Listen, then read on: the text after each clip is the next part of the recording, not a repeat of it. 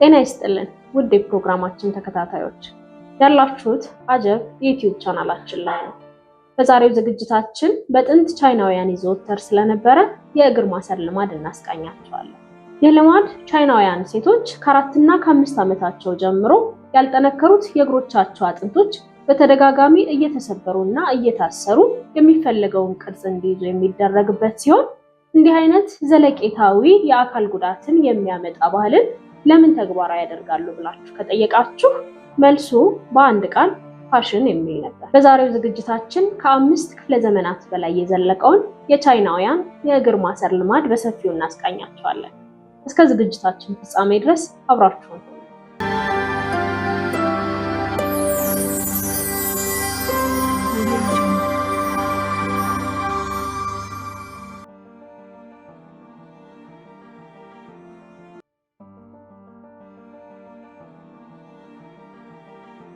አስቡት፣ አንዲት ህፃን ከ5 ዓመቷ ጀምሮ ሆነ ተብሎ ያልጠነከሩት የእግሯ አጥንቶች እንዲሰበሩ በማድረግ በተደጋጋሚ እግሯ ሲታሰር።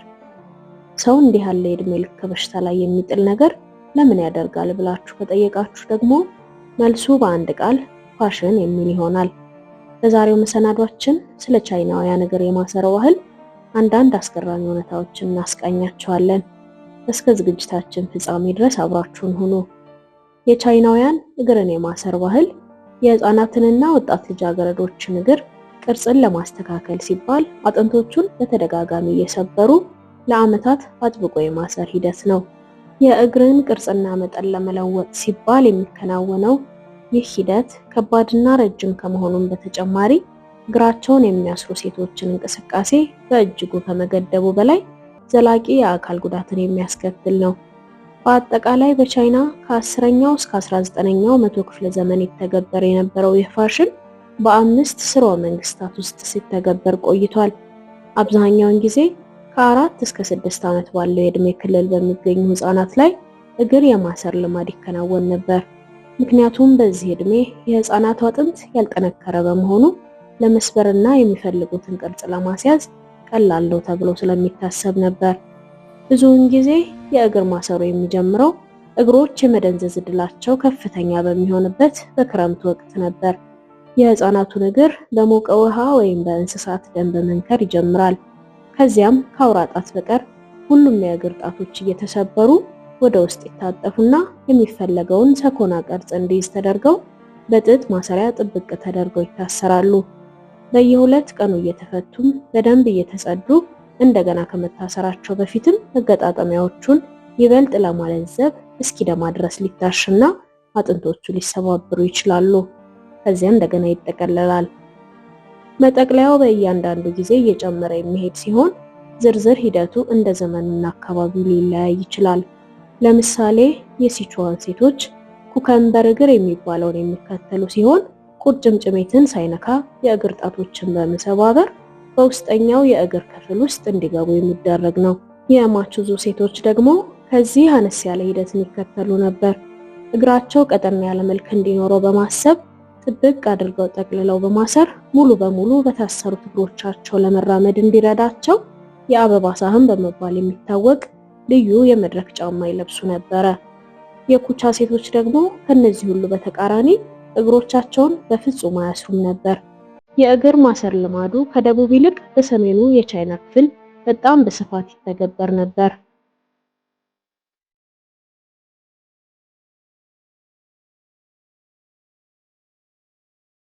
አብዛኛዎቹ የዘመኑ ሴቶች መላ ዘመናቸውን እግሮቻቸውን ያስሩ የነበረ ሲሆን አንዳንዶቹ ደግሞ ከጋብቻ በኋላ ያቋርጡታል።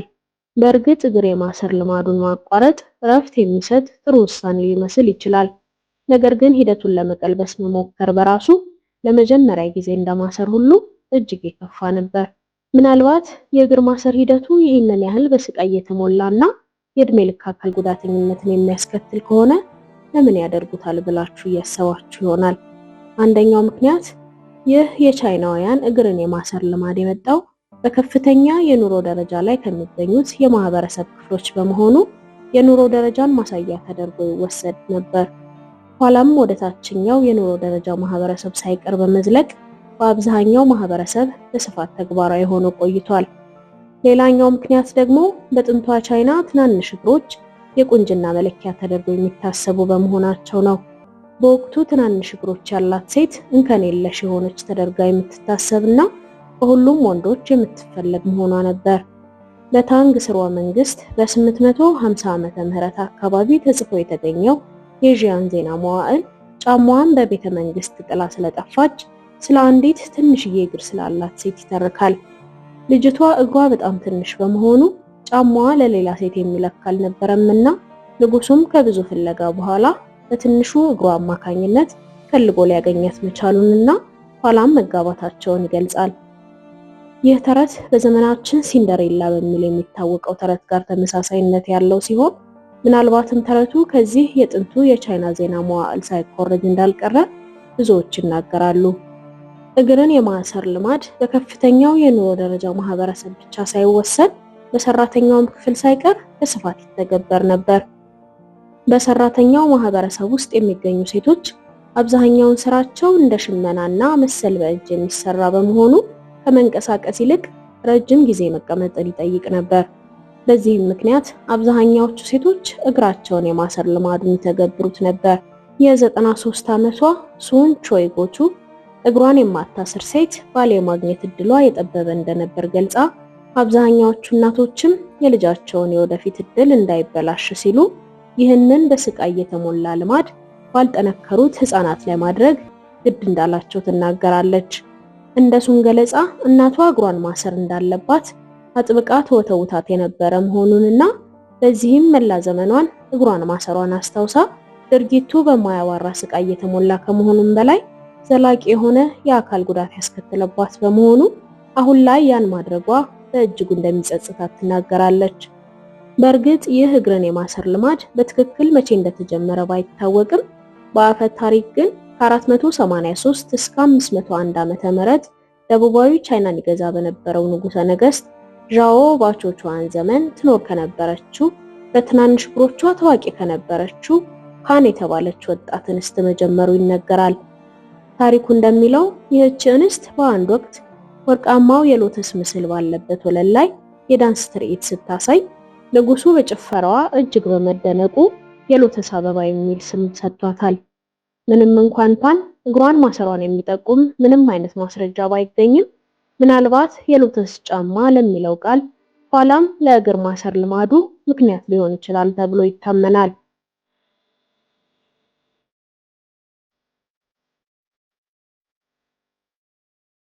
የታሪክ ተመራማሪዎች ደግሞ ፓን በጣም የተዋበች ሴት ከመሆኗን በተጨማሪ እግሯን ታስር የነበረች በመሆኗ ሌሎች ሴቶችም እግራቸውን እንዲያስሩ በማበረታታት የባህል አብዮቱን እንዳነሳሳች ሲናገሩ፣ ሌሎች ደግሞ በወቅቱ የሎተስ አበባ ከፍ ያለ ቦታ ይሰጠው ስለነበር የሴት ልጅ እግርም ተመሳሳይ የሎተስ ቅርጽ ቢጋራ ውበቷንና ተፈላጊነቷን ከፍ ያደርገዋል ብለው ያምኑ እንደነበር ያስረዳሉ። የሎተስ ጫማ በአማካኝ 3 ኢንች ብቻ ርዝመት ያለው ሲሆን የሴቷ እግር በጣም ትልቅ ከሆነ የተፈለገው ቅርጽ እስኪመጣ ድረስ የተለያዩ ነገሮች ይደረጉ ነበር። ከነዚህም ውስጥ የእግር አጥንቶችን በተደጋጋሚ መስበር፣ ጥፍሮችን ሙሉ ለሙሉ ማስወገድ፣ ከአውራ ጣት በቀር ሁሉንም ጣቶች እያጠፉ ከውስጠኛው የእግር ክፍል ጋር እንዲጣበቁ ማድረግ እና የመሳሰሉ ልማዶች ይዘወተሩ ነበር። በአንዳንድ ሁኔታዎች ሹልና ስለታም ነገሮች ከእግራቸው ጋር አብረው እንዲታሰሩ ስለሚደረግ ስቃዩ የሚገመት አልነበረም። ይህ ዘዴ ስለቱ አላስፈላጊ ስጋዎችን በመቁረጥ በስብሰው እንዲወድቁ ስለሚያደርግ ተፈላጊውን ትንሽ እግር ለማምጣት ተመራጭ ነበር። ይህም ዘላቂ የአካል ጉዳት ከማስከተሉ በተጨማሪ አስፈላጊው ጥንቃቄ ሳይደረግ ሲቀር ለኢንፌክሽን እና የተለያዩ ተጓዳኝ በሽታዎች እንዲጋለጡ ያደርጋቸዋል።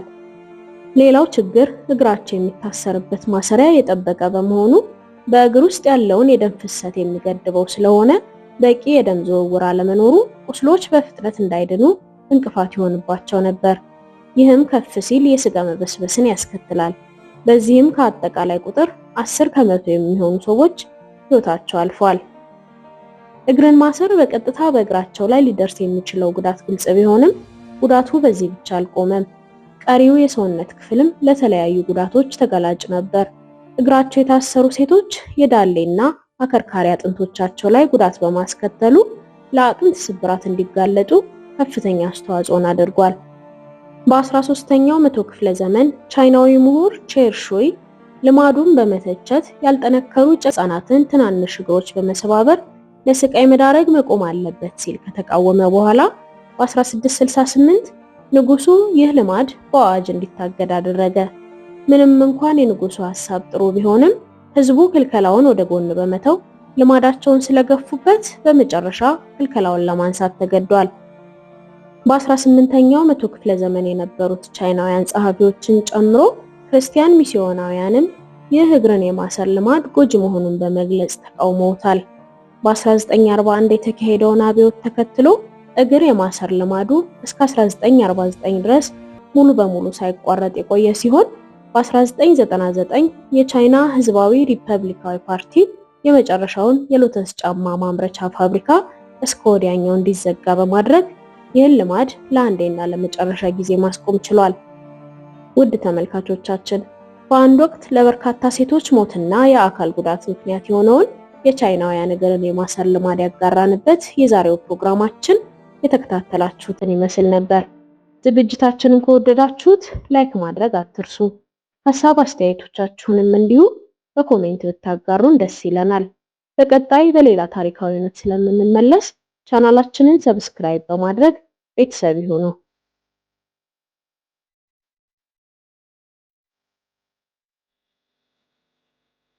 ውድ ተመልካቾቻችን የዛሬው ስለ ጥንት ቻይናውያን እግር የማሰር ልማድ ቅኝት ያደረግንበት ፕሮግራማችን የተከታተላችሁትን ይመስል ነበር። በቀጣይ በሌላ የታሪክ እውነታ ስለምንገናኝ ቻናላችንን ሰብስክራይብ በማድረግ ቤተሰብ ይሁኑ። አብራችሁን ስለነበራችሁ እጅግ እናመሰግናለን። መልካም ቆይታ